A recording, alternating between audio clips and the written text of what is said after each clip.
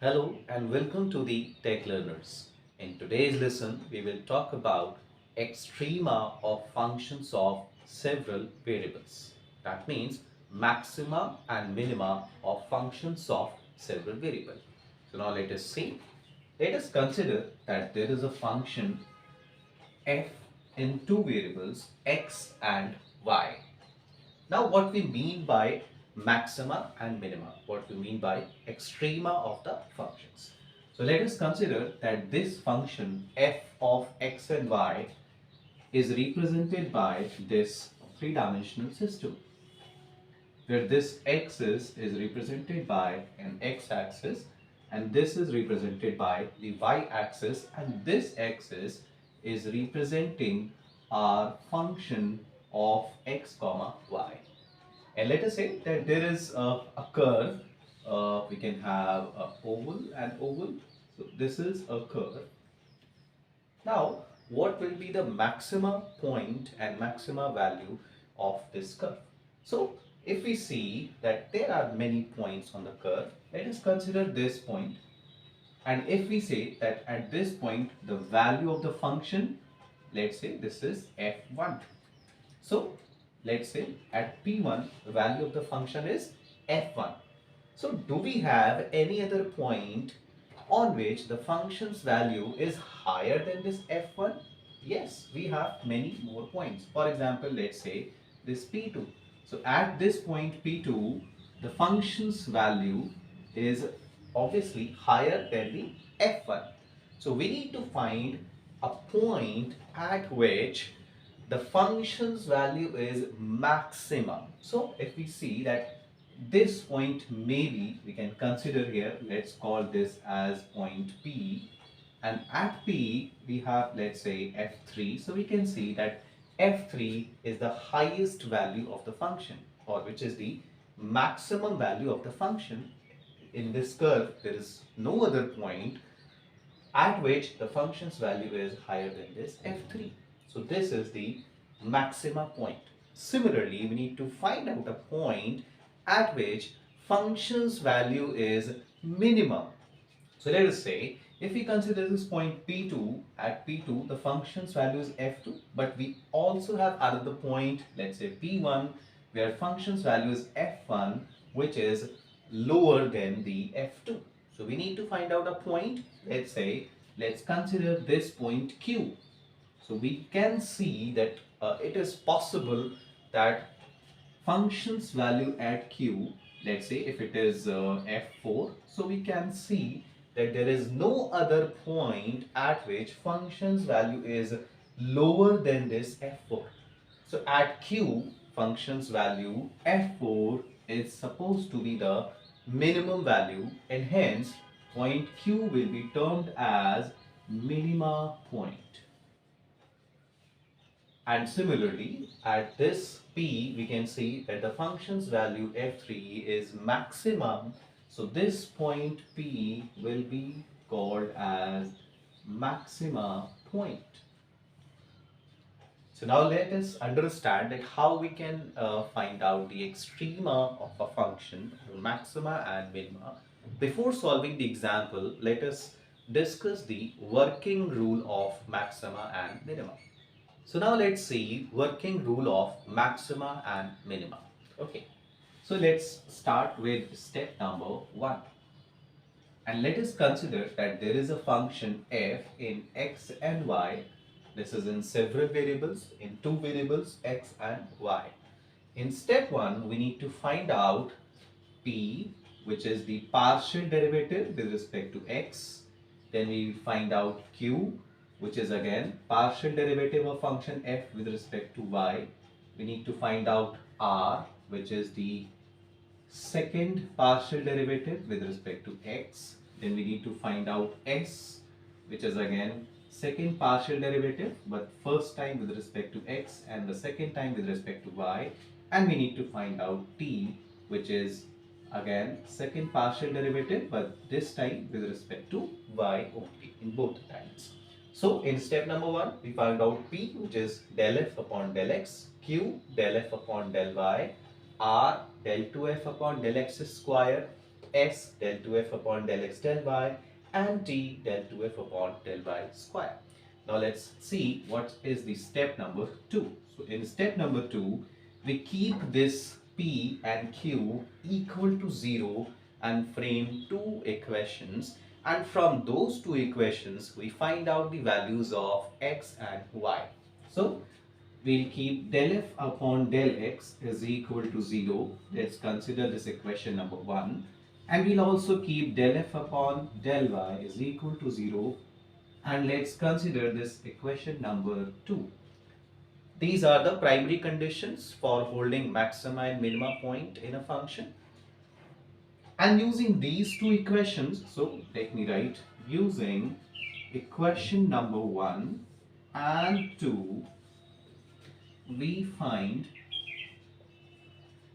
x and y, and let us say that this values of x and y to be a comma b. So let us say we solved these two equations, and we solved these two equations for x and y, and we found the values to be a comma b. Now let's consider step number 3. In step number 3, we will evaluate three variables r, s and t on point a comma b. So we need to get this r at a comma b. We have just identified this a comma b in the previous step. We also need to find s at a comma b, and we also need to find t at a comma b. So we need to find out these three variables: r at a comma b, s at a comma b, and t at a comma b.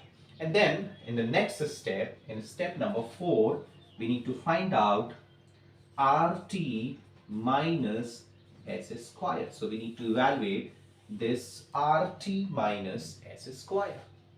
Now, based on this value, we will identify whether this function has a maxima value, a minima value, or it does not have any maxima or minima value. So let us see what are these conditions. So condition number 1, let's say when rt minus s square is greater than 0. Okay, then we may have, so in this case, we may have a maxima or minima. Now, how we will decide whether we have a maxima value or a minima value? This is based on r. So now, if r is greater than 0, then we have a minima value. Minima value at point a comma b. So if r is greater than 0, which means we will have minima value, minima point. And if r is less than 0, this means we will have a maxima point. So we have a maxima point. Also write this as maxima point, and at maxima point obviously we will have the maxima value.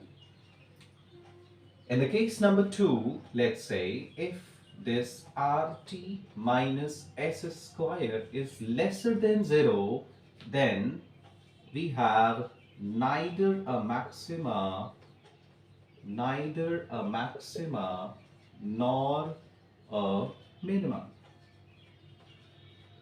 Okay, so whenever rt minus s square comes to be lesser than 0, then we'll have neither a maxima nor a minimum.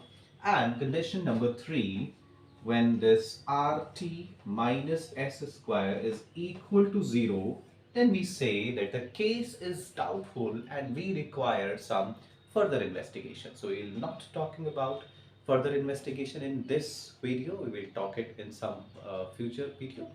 So in this case, the case is doubtful.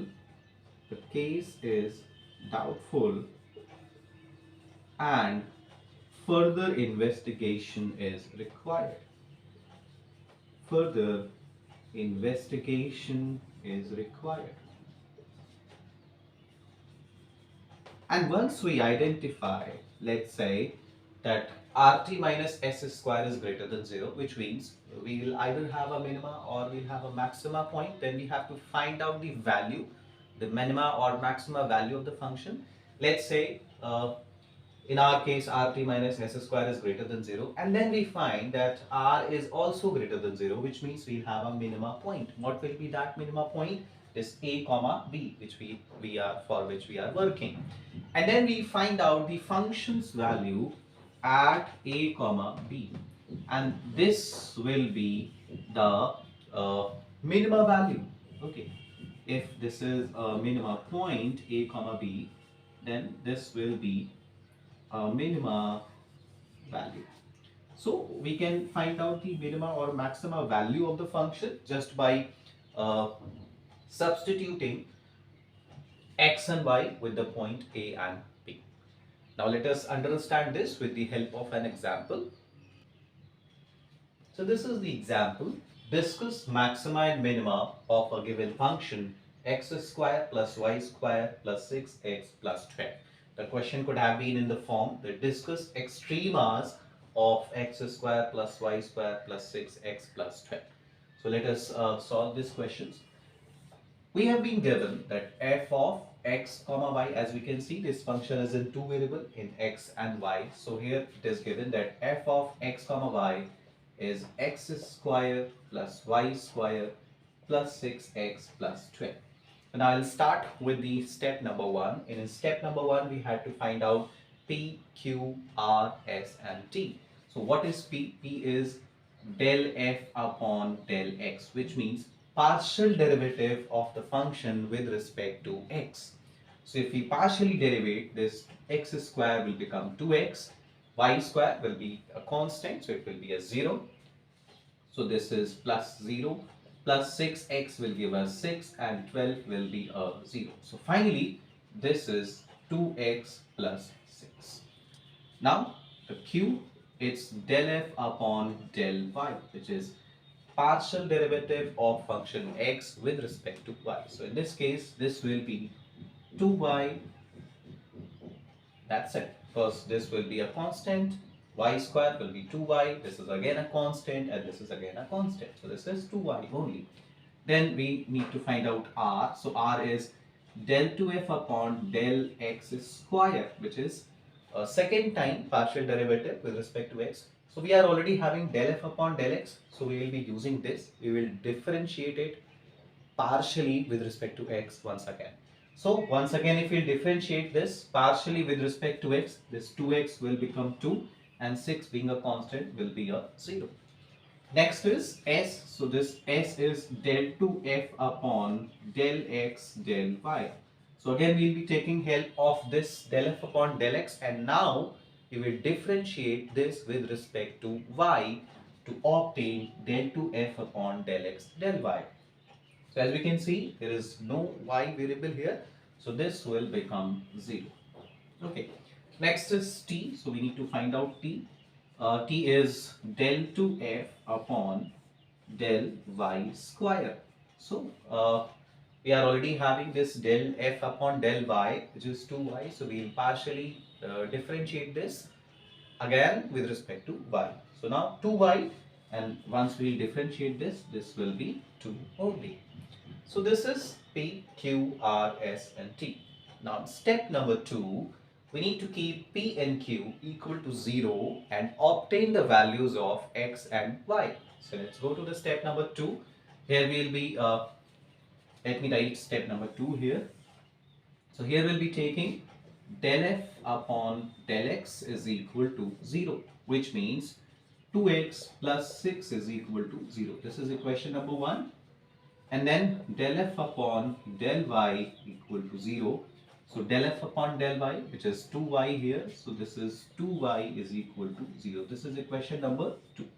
Now we need to solve these two equations, equation number 1 and equation number 2, and obtain the values of x and y. So we can see directly from this equation number 1, the x is, so this is equation number 1, we will take this. So 2x plus 6 is equal to 0, which means 2x is equal to minus 6, and hence x is minus 6 upon 2, which is giving us minus of 3. So the value of x here is minus of 3. And from this equation number 2, we can see 2y is equal to 0, which means y will also be equal to 0. So here we have y is equal to 0.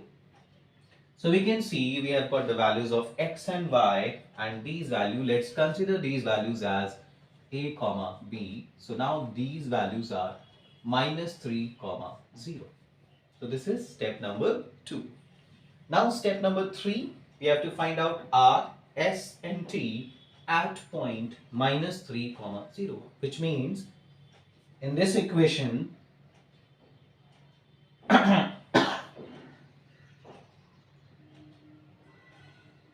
we have to substitute x and y as -3 and 0 respectively. So we can see r is 2. So just by substituting -3 and 0, this is a constant.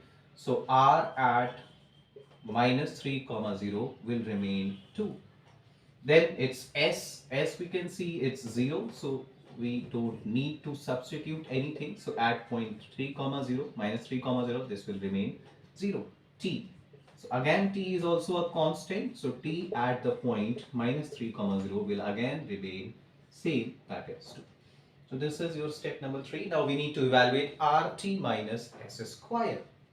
So rt minus s square. R, what is the value of r? This is 2. Cross, what is s? S is 0.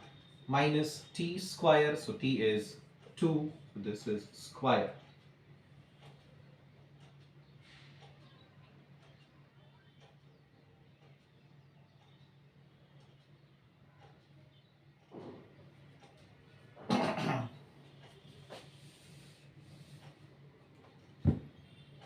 So now we need to evaluate rt minus s square. What is r? R is 2 here. Then t, what is t? T is also 2 here. Minus s, which is 0. So this is 0 square. So 2 2s are 4 and this is 4. Now as we can see, we will check the conditions for maxima and minima. So rt minus s square is 4 here, and we can see that rt minus s square is greater than 0, which means we will have a maxima or a minima point. Now what is that? We will decide on the basis of r. So here we can see r. What is r? R is 2. So r is also greater than 0. So which means we will have a minima point. Remember the condition in the working rule? Whenever rt minus s square is greater than 0, we may have a maxima or a minima. Then we decide on the basis of r. Here r is greater than 0, which means we'll have a minima point. So this -3 comma 0 is a minima point. And now what is that minimum value? So we need to substitute this -3 comma 0 into the function. So now let us substitute this. So on place of x we'll have minus of 3. So here we'll have minus of 3 square, plus in place of y we'll have a 0. So here it is 0 square. Then we have plus 6x. So this is plus 6 into minus 3. And then we have plus 12. Plus 12. So this becomes 9 plus 0 minus 18 plus 12. So this is 9 plus 0 minus 18 plus 12. This will be a plus of 3. So this is 9 and plus 12 will be 21. 21 minus 18 will be a 3. So this 3 comes to be the minima value of the given function f of x comma y. So this is how we evaluate maxima and minima of functions of several variables.